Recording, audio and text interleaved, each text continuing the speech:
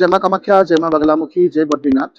নতুন পৰিকল্পনা অতি শীঘ্ৰে মই APSC ষ্টাৰ্ট কৰি আছো। APSC কাৰণে অনলাইন কোচিং ষ্টাৰ্ট কৰি আছো। বহুত এনৰলমেণ্টছ হৈছে এতিয়ালৈকে আৰু একদম যোনটো আমি ফিজ ল'ম সেইটো ফিজ মোৰ কাৰণে নহয়, সেইটো ফিজ যাব দুখীয়া মানুহৰ সহায়ৰ কাৰণে, ভগৱানৰ সেৱাৰ কাৰণে।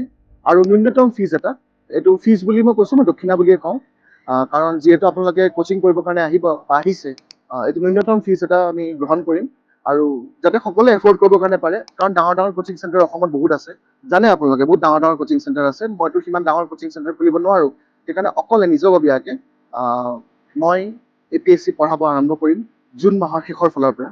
আপোনালোকে এনৰোল কৰক, ফোন নম্বৰ দিয়া হৈছে তলত।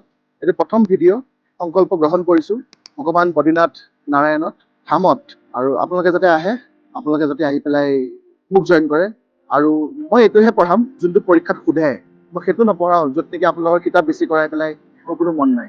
মই সেইটোহে পঢ়াম যোনটো বস্তু পলিটিত সোধে, যোনটো বস্তু ইকনমিক্সত সোধে, যোনটো বস্তু হিষ্ট্ৰীত সোধে।